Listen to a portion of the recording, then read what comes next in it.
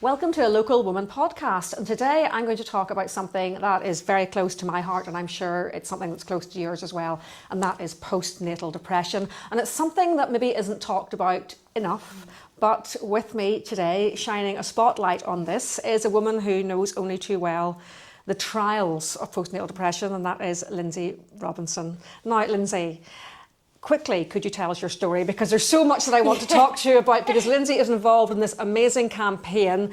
But first of all, we must start at the very beginning and tell us your story of postnatal depression. So, our boy Ruben is about to be 13. Yes.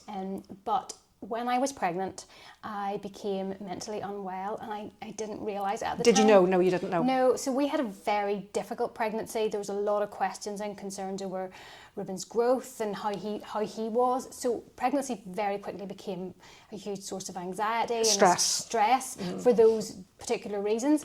I also did not look like I was carrying a baby at all. Neither did I. There was no bump. Neither there did was I. no visible signs. So everybody started to say, like, are you sure? Are you sure you're really pregnant? Which it was obviously, a joke and a bit of ribbing.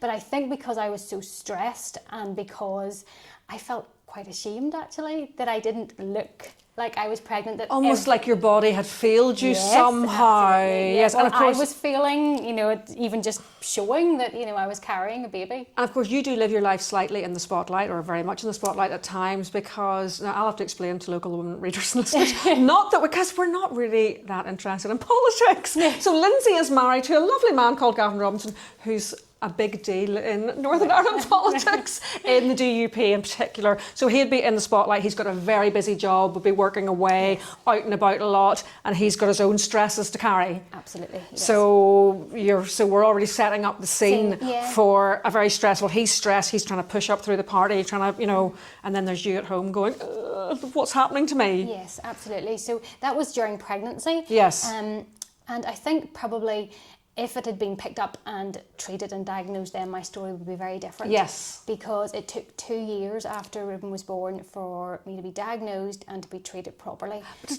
after birth, did no one suggest that you might even have the baby blues, as they euphemistically call it? Well, I did ask a couple of healthcare professionals in the first few months for help because of how I was feeling, and that was sort of the idea. Look, you need to get a bit more sleep, or get the dad up to give the bottles. Which is true. Yes, of course. All those things are real, but those things are not going to solve when somebody is really struggling with, mental illness or mental ill health. So it was important, but that's not the only treatment. I needed to be treated properly. I needed medication. I needed psychiatric support. Yes. All which took 2 years to finally come. And to be honest, by the time we got to that point, I was a shell of a person. You were so far through. Oh, I was on the floor begging for Gavin to lock me in a room and never come back from me. And how did Gavin cope with this? He has to deal with a lot of big issues. You see him on the news day and daily talking about life or death issues, and this was all going on at home. Yeah, look, it was very challenging. At that stage, he was also, just after I was diagnosed, he was obviously at Westminster, so we spent a lot of time away. My husband and my parents were fantastic. Yeah.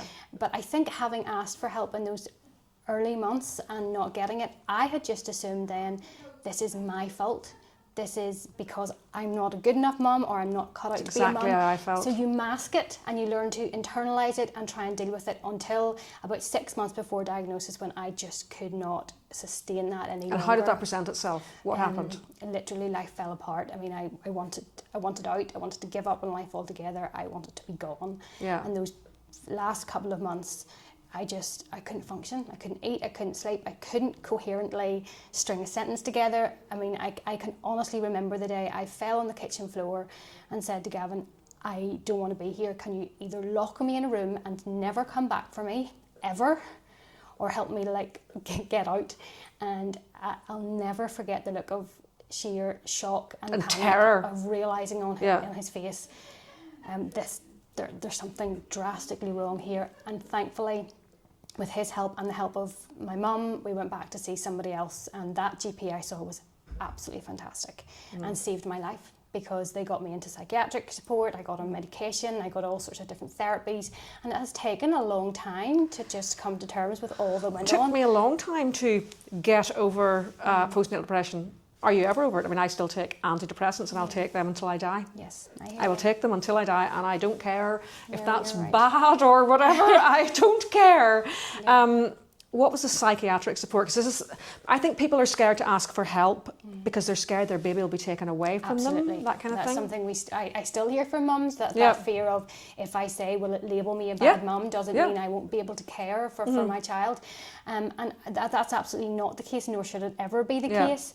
Mums deserve to get the support that they need at all stages, but particularly in those early days, in those early years. So for me, that looked like weekly input and weekly support. I was treated and managed at home. And one of the things that I suppose we will go on to talk about is that one of the reasons we are asking for the specialist services, which are here, and the mother and baby unit, is so that mums don't face that dilemma of, can they be treated with their baby or do they have to be separated? Well, that's what they said to me. I remember eventually when I was living in London and I came back to Cushendall, where my husband at the time was from, and I have to say the doctor there was amazing, and she said to me, do you need to go away somewhere?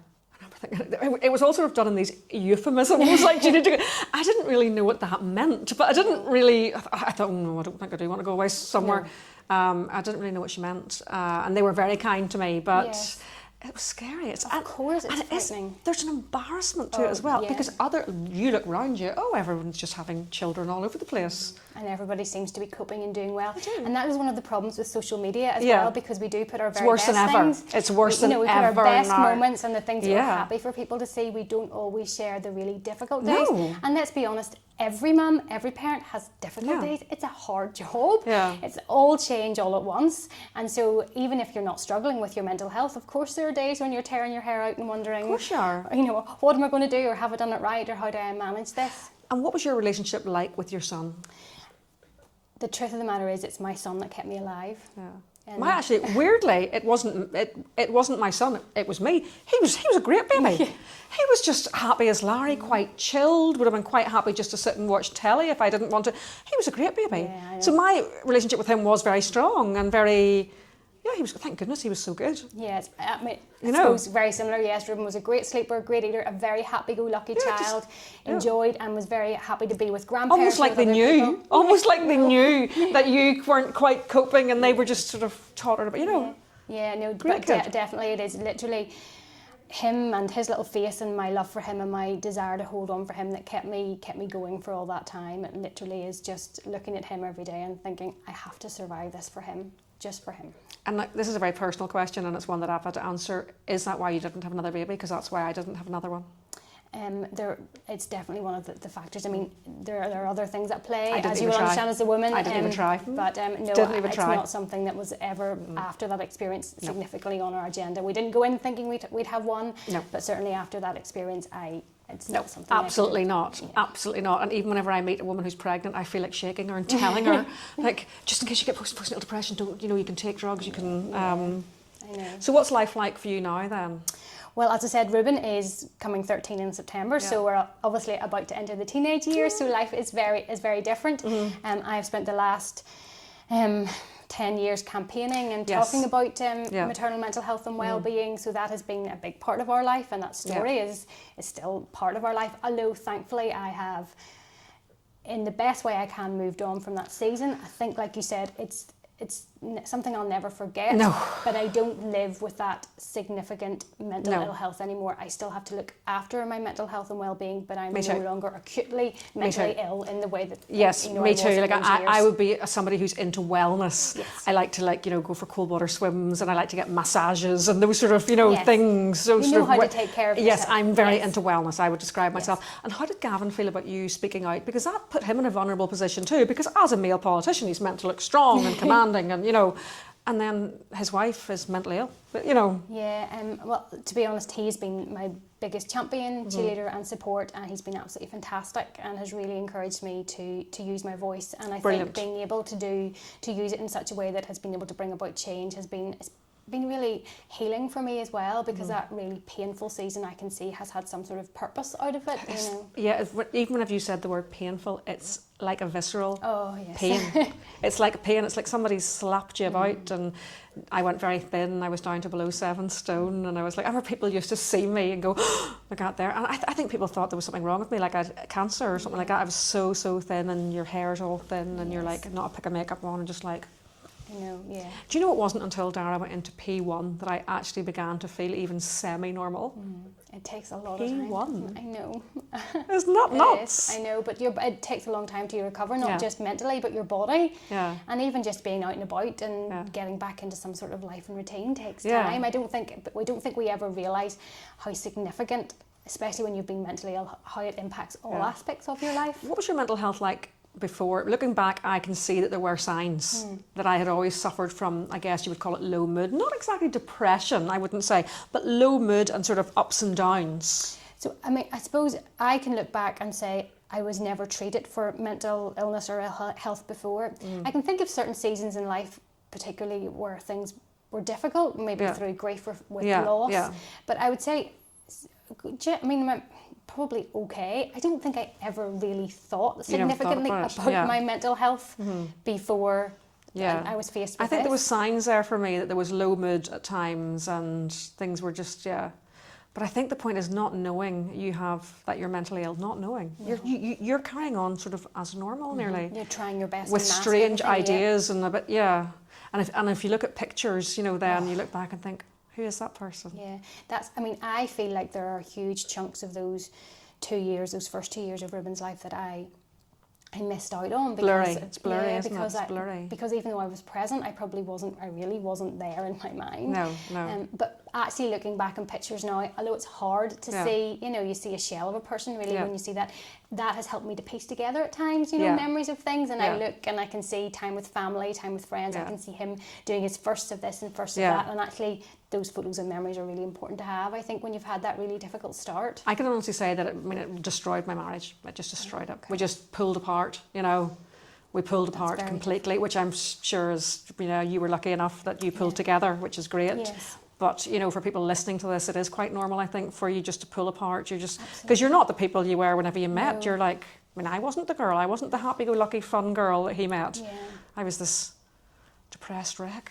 I laugh now. So tell us about the campaign. This is really important. So we have been campaigning, myself and others, and some people were there long before I ever Yes, added my yes, voice to it, but yeah. we've been campaigning for specialist services. So Yes. that looks like the community-based specialist teams, Yep. which are now in the 5 health trusts. Yes. They've been there since 2021. Yeah. And we have finally got news that a mother and baby unit is coming to Belfast here in Northern Ireland. So that will be, so if you go to your GP and say, I've had a baby within the last couple of years and I'm feeling absolutely terrible, the balloon will go up, hopefully, and they'll be able to refer you. Yes. So GPs or health visitors can refer into the specialist teams, Yeah. and then if a mum is significantly unwell and needs psychiatric inpatient care, when the mother and baby unit arrives, that means that mum will be able to go with baby into a holistic, family-friendly environment and be treated there like home from home sort of. So it'll be, idea. to all intents, it'll be like a kind of a hospice style sort of care. So Yes. So it'll be co-designed with mums, Yes. which is great. Yeah. And their input will be really important. But it will be family friendly, and there'll be multidisciplinary teams, and there'll be all sorts of activities as well that mum can do as she continues to get better. But it'll also be a nice place for family to come and visit, Yeah. and to have people about in that holistic way as well as mum continues to improve. So, but it is the separation of mum and baby that will no longer be happening, No. which is really important. No, but then they will be able to. I remember one of the things, whenever I hit like D-Day and that was it. I remember Dara wouldn't sleep and I was walking the corridor with him and I just handed him, I think it was to my mother-in-law, I just handed him and went, that's it. And at the time I was sleeping on a mattress on the floor because I had a bad back, of course. So I crawled onto the mattress and I remember crawling into a little bunch on the mattress and my husband coming in and going, Kim, he needs fed. And I went, no, can't sit, I'm done. And then I heard them ringing his sister is a midwife, and they rang her, and she went, it's fine, we'll bottle feed him, leave her, let her sleep. And I think I slept for like 13, 14 hours. And I could hear vaguely Dara crying, which of course makes your boobs go Yes, funny. yes. But they bottle fed him, and I think Elaine my sister-in-law had to stay up all night with him. I couldn't get off that mattress on the floor. And that was just it. That was then D-Day. That was it. But isn't that a very Yeah. wise sister-in-law midwife who knew? Oh, she just took the to baby say, and went. She just like, took the baby and went. Right, you. was Let's go to well the doctor. aware of, Let's go to the what's doctor. next. Yes. Let's go to the doctor. And I remember being really cross with her. I remember she came into the room after my 13-hour sleep and she went, Kim, I think you have postnatal depression. as I was sitting with the curtains shut because I didn't allow the curtains to be open in case it made Dara go blind. Oh, okay. In case he went blind, I like to keep the curtains shut, and I wouldn't let anybody take his photograph with a flash. Right. in case he went blind. Don't even get onto the hearing bit of this. Don't even get onto the hearing. I insisted that he slept with the fan, with the fan for white noise. Yes. In case his ears would be damaged, if somebody dropped something or something and it might damage his ears. Okay. We're laughing now. No, I absolutely believe this. I absolutely believe this. Absolutely. But I mean, I was very. No, the reality is not there. I firmly believe this. Yeah. So if you are experiencing any of those symptoms, please do get in touch with your GP. Yeah, absolutely. So when are we launching?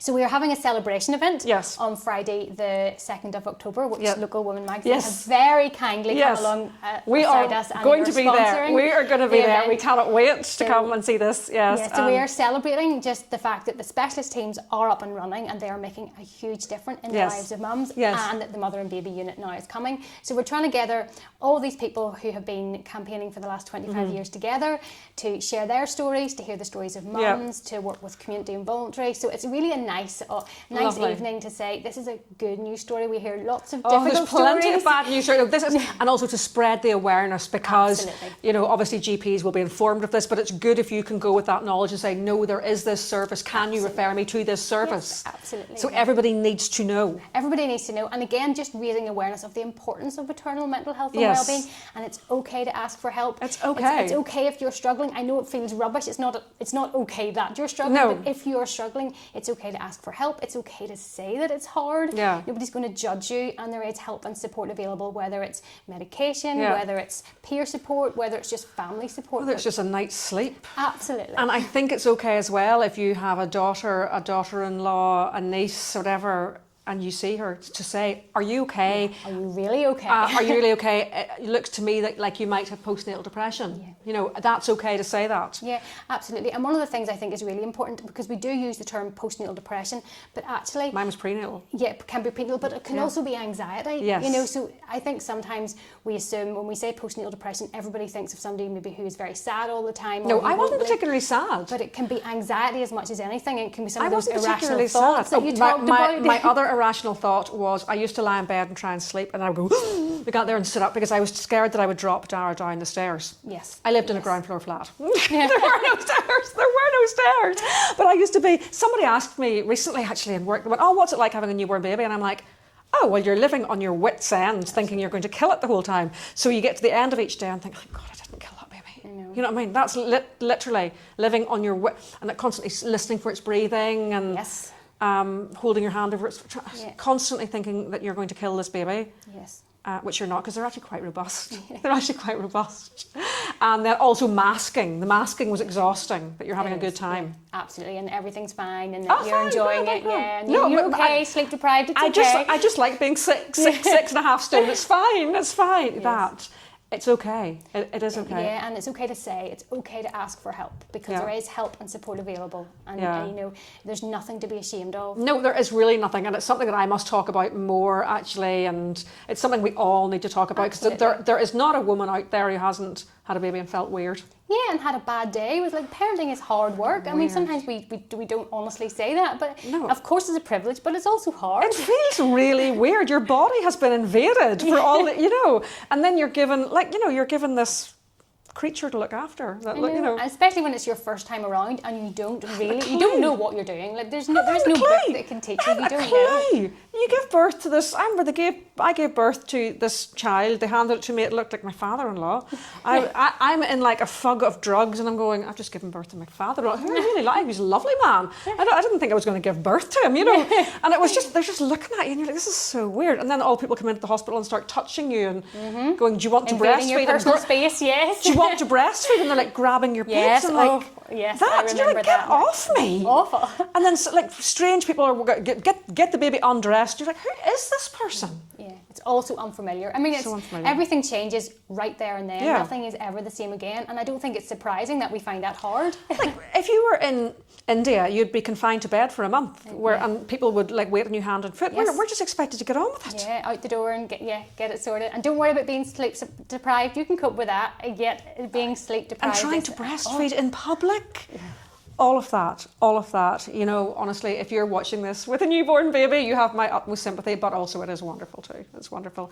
So the date for our diary is October the 2nd, and also watch out in Local Women over the next few months, because we're going to actually talk to some women who had postnatal depression, and we're going to laugh and we're going to cry.